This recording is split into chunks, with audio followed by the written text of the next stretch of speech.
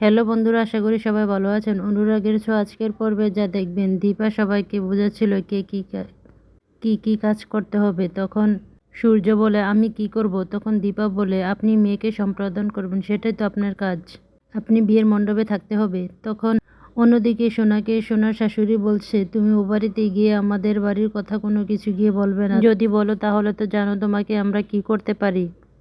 তখন রুডির মা গিয়ে কুমারকে বলে বাবা তুমি আমার কথা ছাড়া বের হবে না, ওরা সবাই চলে গেলে তারপর আমি তোমাকে নিয়ে বেরিয়ে যাব। তখন সেটা সোনা শুনতে পায়।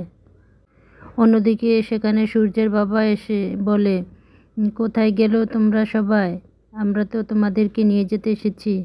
তখন সেখানে যায় সোনা আর রুডির মা বলে চলুন আপনাকেও যেতে হবে। তখন রুডির মা বলে না আমি তো যাব না, ছেলের বিয়ে দেখা তো ভালো না। তখন অন্যদিকে দীপাকে ফোন করে বলে তোমার বিয়ান তো আসতে চাচ্ছে না। তখন দীপা ভিডিও কলে দেখায় রুডি কি পাগলামি করছে। রুডির মা অবাক হয়ে রুডিকে দেখতে থাকে আর অন্যদিকে কাকিয়ে বলে আপনার ছেলে তো বলছিল আপনি নাকি আমাদেরকে কি করবেন।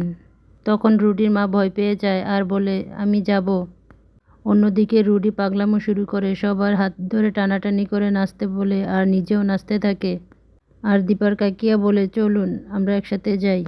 অন্যদিকে দীপা বলে আপনাকে তো আসতেই হবে। অন্যদিকে কৃষ্ণ বলে আপনি যাবেন, এইমাত্র তো বললেন যাবেন না। তখন রুডির মা কুমারের কাছে গিয়ে বলতে যায়। তখনই কৃষ্ণ বলে যে আমিও গুরুদেবের কাছে আশীর্বাদ নিতে চাই। তখন রুডির মা বলে না যাওয়া যাবে না, আমি তো যাব না, আমি এখান থেকেই চলে যাচ্ছি, আমি তো গুরুদেবের সাথে দেখা করব না, আমি তোমাদের সাথেই যাব। তখন কৃষ্ণ বলে না আমি দেখা করি, কিন্তু কৃষ্ণকে দেখা করতে দেয় না। তখন সেখান থেকে তাদেরকে চলে আসতে হয়। অন্যদিকে রুডি যেখানে রান্না করে সেই জায়গায় গিয়ে সব কিছু নিয়ে ভাঙচুর শুরু করতে থাকে আর হাসাহাসি করে বলে আমার মা কাউকে ছাড়বে না। আর দীপার দিকে তাকিয়ে বলে আমার মা সবাইকে ছেড়ে দিলেও আপনাকে ছাড়বে না মামুনি। তখনই সেখানে রুডির মা এসে রুডিকে একটা থাপ্পড় দেয়।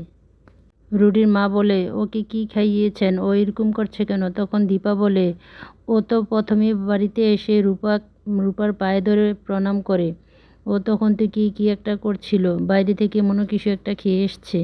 তখন সূর্য বলে আপনার ছেলে কিছু একটা বলতে চাইছে। তখন সেখান থেকে রুডির মা রুডিকে নিয়ে যায় আর অন্যদিকে রূপার ঘরে আসে সোনা এসে বলে তুমি তো বাবার আশীর্বাদ নিয়ে ঠিকই বিয়েটা করে নিচ্ছ।